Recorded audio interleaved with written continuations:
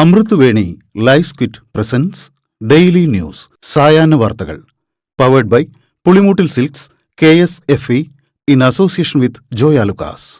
ഇത്തവണ ഫസ്റ്റ് അടിക്കില്ലേ നമ്മള്?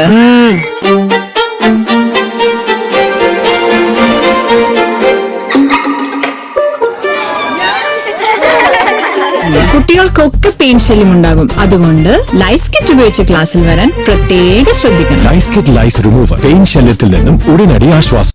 നമസ്കാരം, ഞാൻ നീതു കൃഷ്ണ. ഡെയിലി ന്യൂസിന്റെ സായാഹ്ന വാർത്തകളിലേക്ക് സ്വാഗതം. ഇന്ന് ജൂലൈ 9 വ്യാഴാഴ്ച.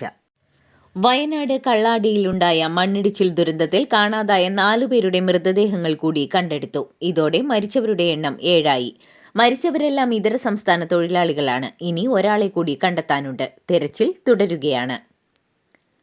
കോഴിക്കോട് റെയിൽവേ സ്റ്റേഷനിൽ ക്ലോക്ക് റൂം കെട്ടിടം പ്ലാറ്റ്ഫോമിലേക്ക് തകർന്നു വീണതിനെ തുടർന്ന് ട്രെയിൻ ഗതാഗതം തടസ്സപ്പെട്ടു. കോഴിക്കോട് 1, 2, 3 ട്രാക്കിലൂടെയുള്ള ട്രെയിൻ സർവീസ് നിർത്തി. 4ാമത്തെ ട്രാക്കിലൂടെ മാത്രമാണ് ട്രെയിൻ ഗതാഗതം. ഫിറ്റ്നസ് സർട്ടിഫിക്കറ്റ് ലഭിച്ച ശേഷം മാത്രമേ ഗതാഗതം പുനഃസ്ഥാപിക്കൂ. 130 വർഷം പഴക്കമുള്ള കെട്ടിടമാണ് തകർന്നു വീണത്.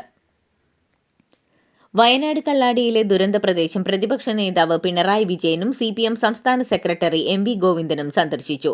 വയനാട് തുരങ്കപാതയ്ക്ക് പാരിസ്ഥിതിക അനുമതി ലഭിച്ചത് സൂത്രപ്പണിയിലൂടെയല്ലെന്ന് പ്രതിപക്ഷ നേതാവ് പിണറായി വിജയൻ. 2023 പഠനത്തിന്റെ അടിസ്ഥാനത്തിൽ സംസ്ഥാനവും കേന്ദ്രവും പാരിസ്ഥിതിക അനുമതി നൽകി.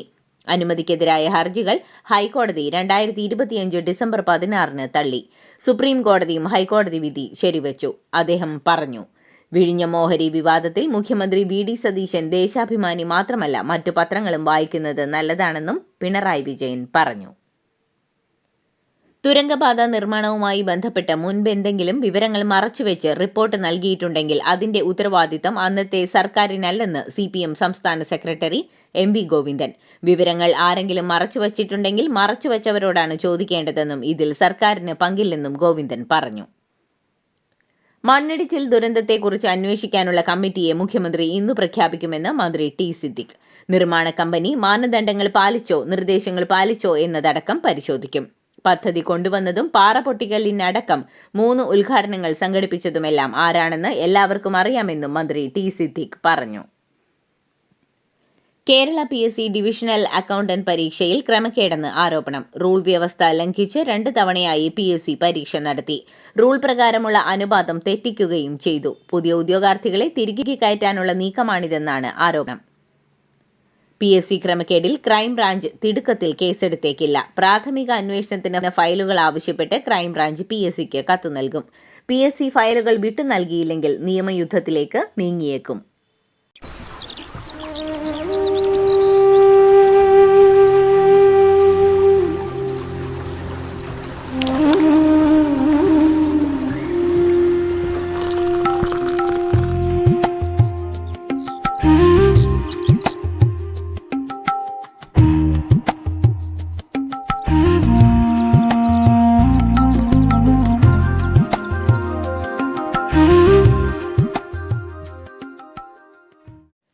സംസ്ഥാന പോലീസിന്റെ ഓൺലൈൻ ഫയൽ നീക്കത്തിനായുള്ള അയാപ്സ് സോഫ്റ്റ്വെയറിന് നേരെ മാൽവെയർ ആക്രമണ ശ്രമം. സൈബർ ആക്രമണത്തെ തുടർന്ന് വെബ്സൈറ്റിന്റെ പ്രവർത്തനം അല്പസമയത്തേക്ക് തടസ്സപ്പെട്ടെങ്കിലും ഉദ്യോഗസ്ഥർ പ്രശ്നം പരിഹരിച്ച് സേവനം പുനഃസ്ഥാപിച്ചു.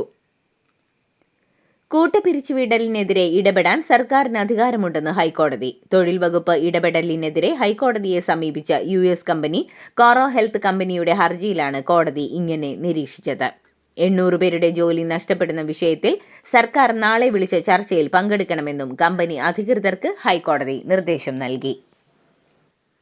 കശുവണ്ടി വികസന കോർപ്പറേഷൻ അഴിമതി കേസിലെ പ്രോസിക്യൂഷൻ അനുമതി ഉത്തരവ് തയ്യാറാക്കിയതിൽ തനിക്ക് യാതൊരു പങ്കുമില്ലെന്നും തന്റെ കൈകൾ ശുദ്ധമാണെന്നും INTUC സംസ്ഥാന പ്രസിഡന്റ് R. ചന്ദ്രശേഖരൻ. കോടതിക്ക് എന്തും പറയാമെന്നും അതിനെ ചോദ്യം ചെയ്യാൻ താനില്ലെന്നും അദ്ദേഹം പറഞ്ഞു.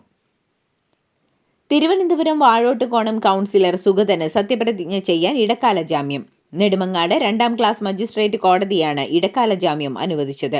ജൂലൈ 13 വൈകിട്ട് 5 മുതൽ ജൂലൈ 14 രാത്രി 9 വരെയാണ് സത്യപ്രതിജ്ഞ ചെയ്യാൻ അനുവദിച്ച സമയം.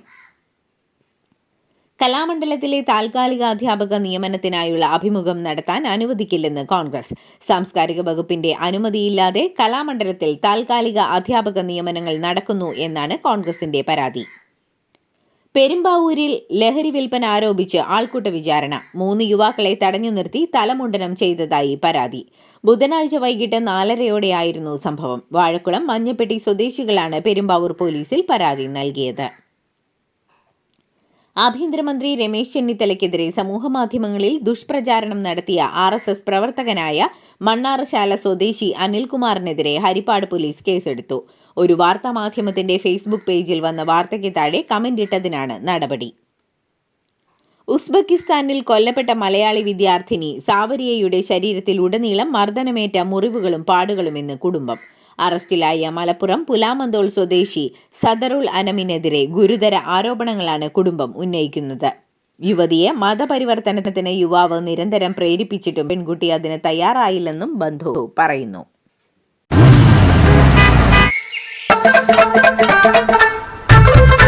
എല്ലാവർക്കും വന്നു ഡാൻഡ്രഫ്, എന്തു ചെയ്യും ചേട്ടാ? പേടിക്കണ്ട, ഇവിടുണ്ടല്ലോ ഡാൻഡ്രോക്കിൻ ഓയിൽ. ഉടനടി മാറും താരൻ, ഉപയോഗിക്കൂ വേഗം. Amrutveni dandroquit, the ultimate dandruff solution. Ayodhya രാമക്ഷേത്ര സംഭാവന കൊള്ളക്കേസിൽ അവിനാശ് ശുക്ല 1-ാം പ്രതിയെന്ന് പ്രത്യേക അന്വേഷണ സംഘം. 40 ദിവസത്തെ CCTV ദൃശ്യങ്ങളിൽ 70 തവണയായി ഇയാളും കൂട്ടാളികളും ചേർന്ന് പണം മോഷ്ടിച്ച് ഒളിപ്പിക്കുന്നത് കണ്ടെത്തി. ഇതേസമയം രാമക്ഷേത്ര ട്രസ്റ്റ് മുൻ അംഗം അനിൽ മിശ്രയ്ക്കെതിരെ വിശ്വ ഹിന്ദു പരിഷത്ത് ഉപാധ്യക്ഷനും ട്രസ്റ്റ് മുൻ ജനറൽ സെക്രട്ടറിയുമായ ചമ്പത് റായി ഗുരുതര ആരോപണങ്ങൾ ഉന്നയിച്ചു. അനിൽ മിശ്ര സ്വന്തം നിലയ്ക്ക് സ്റ്റാൻഡേർഡ് ഓപ്പറേറ്റിംഗ് പ്രൊസീജിയർ തയ്യാറാക്കിയെന്നാണ് ആരോപണം. BJP ഭരിക്കുന്ന മധ്യപ്രദേശിലെ പ്രശസ്തമായ മാ ബഗലാമുഖി ക്ഷേത്രത്തിലും കോടികളുടെ സാമ്പത്തിക ക്രമക്കേട് ആരോപണം ഉയർന്നു.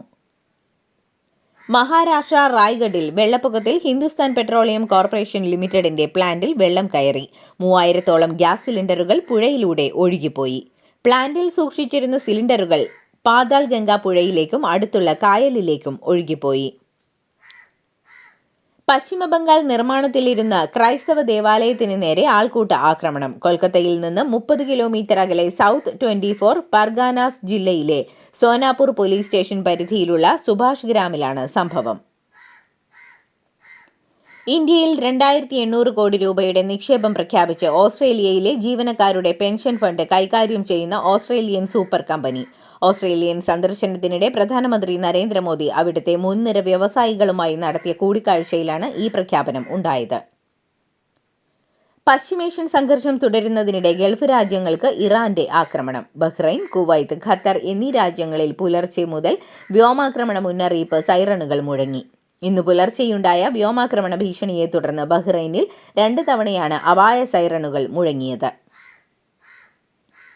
ഷാർജയിൽ നിന്നും പാകിസ്ഥാനിലെ കറാച്ചിയിലേക്ക് പറക്കുന്നതിനിടെ കാണാതായ സ്വകാര്യ ചരക്ക് വിമാനം അറബിക്കടലിൽ തകർന്നു വീണെന്ന് സ്ഥിരീകരിച്ചു.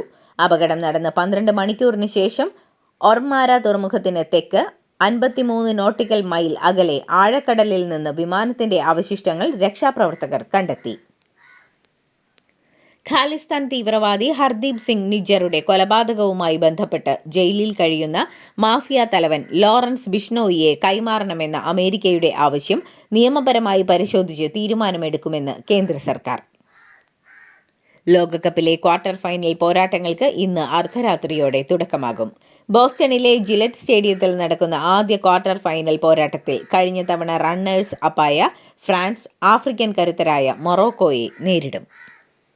ഇതോടുകൂടി ഡെയിലി ന്യൂസിന്റെ ഇന്നത്തെ സായാഹ്ന വാർത്തകൾ സമാപിക്കുന്നു. ഡെയിലി ന്യൂസിനു വേണ്ടി വാർത്തകൾ വായിച്ചത് നീതു കൃഷ്ണ. DailyNewsLive.in വാർത്തകൾ വിരൽത്തുമ്പിൽ.